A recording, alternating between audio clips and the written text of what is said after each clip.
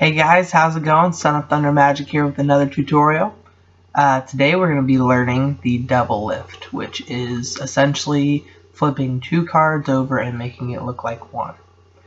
This, for a lot of people, mind blows them. I will literally sit there and show somebody a trick and they'll be like, oh my gosh, tell me how you do it. And it'll be a simple one, so I'll just say, okay, I'll give you a hint, and I'll show them. I will literally flip over two cards and show them the front of that card, flip it back over and hand them the other one, and they're still mind blown. That's it for them. It just blows their mind because nobody really grasps that people can make two cards look like one. So it's crazy mind blowing for spectators and laymen. Magicians, sometimes even if some magicians are really good at it, they can't even tell you did it either. It's such a deceptive move. So I'm going to teach you a couple versions of it, like more of a beginner's version, and then the version that I use now. And if you go back on my YouTube videos, my actual performances, you can see the transition. My very first video I posted, I did the beginner's double lift. And then now in my later videos, I'm using the more professional, more deceptive double lift, which is a lot harder to learn, but if you practice it, it's totally worth it. So yeah, let's get into it. Alright, so like I said, today we are learning the double lift, and it kind of looks like this. Let me make sure I got a good switch up top. So here, we'll use this card, and we'll use this card. Okay, so here's what the double lift is essentially.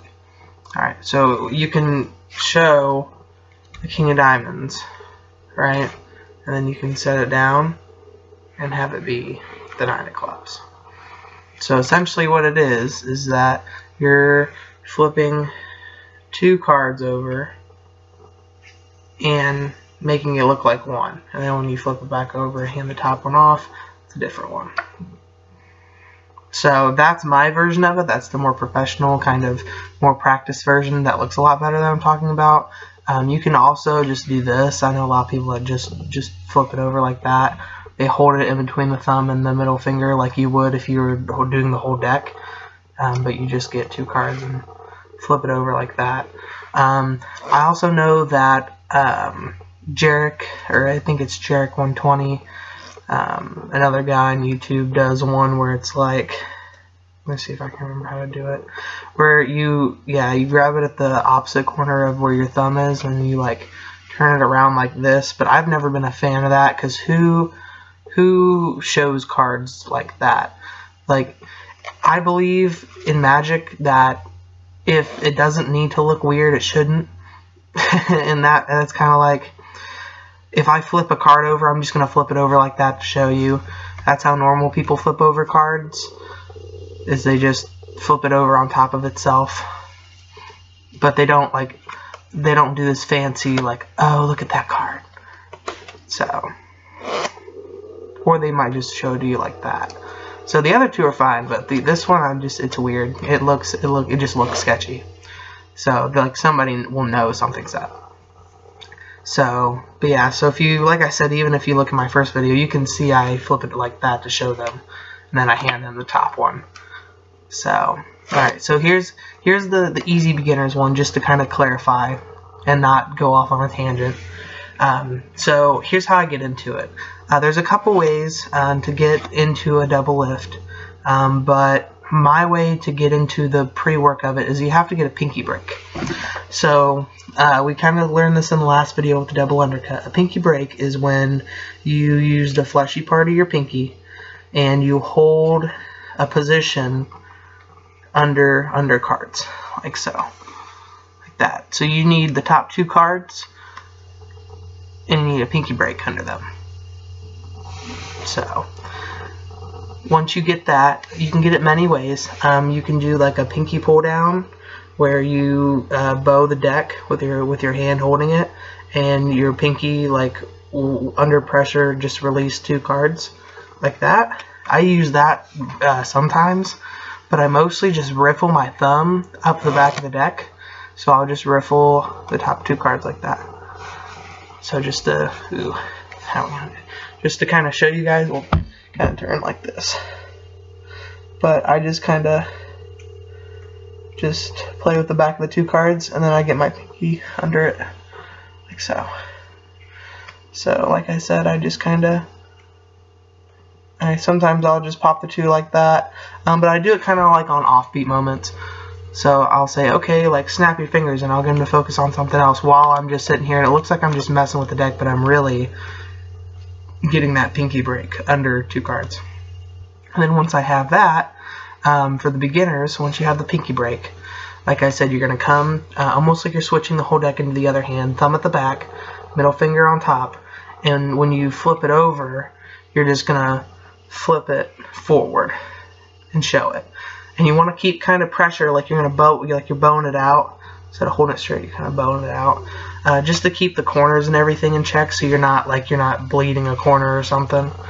So that they know it's 2 cards, you just flip it over, it makes it look like 1 card. Now, the thing is, in a routine, which we'll kind of get into this, I'll throw in tips like that while I'm going over routines, but don't stay like this for a long time.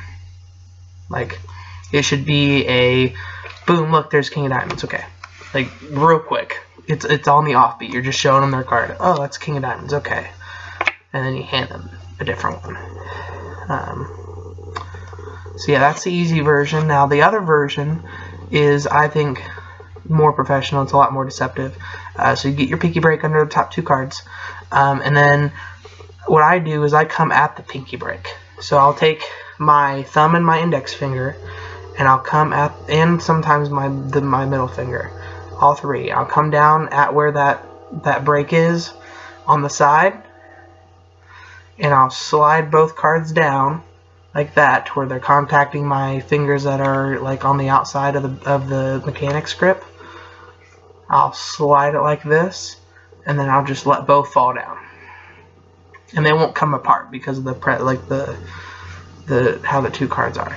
So you come down and flip it over, and then to get it flipped back over, you just re-get that pinky break under the 2 cards, and you do the same thing. And that looks more like somebody's flipping over a card. So you get your pinky break under the 2, and then you come grab it at the pinky break that you have with your pinky. Come and grab it there, and then you just drag it down, and then flip it over. Let it go. And it helps that if you kind of like almost do a wrist kill a little bit. That's what that is a wrist kill. But if you kind of wrist kill it, and then you flip it over, and then come back with it, all in the same motion. So you come and grab it at the break, you flip it over. And sometimes what I'll do is when I flip them over, I will, while I'm flipping it over like that, I'll keep the pinky break under the 2 cards. So when I flip it over, I kind of bring it down because I keep that pinky break under the cards. So let me see if I can get you guys a better angle of this. So you come over and grab it, you bring it down, and then you can kind of see my pinky down there in between the 2 cards, because when I flip it over, or when I let them fall over, and I've already got my pinky kind of over the edge of the actual deck to where it kind of just lands on top. And that's how I keep my pinky breaks most of the time under 2 cards. So, and then when you can come back, you can just give them another one. It looks crazy good. So, or there's other magicians where they will flip it over, but they'll out jog it.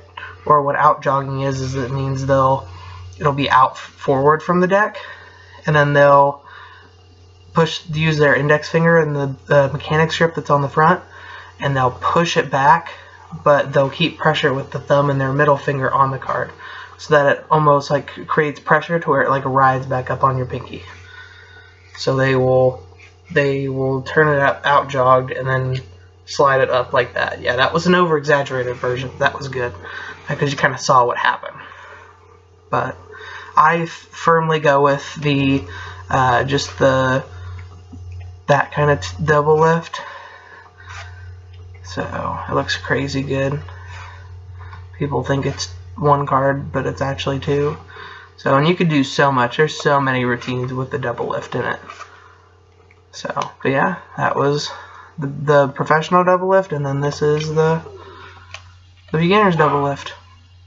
So we're definitely going to learn a lot more routines with double lifts in them, because I personally use them a lot in a lot of things, because when you can show somebody a card and then give them a different one, that's magic in itself. But if you make it even bigger than that, it's a bigger effect.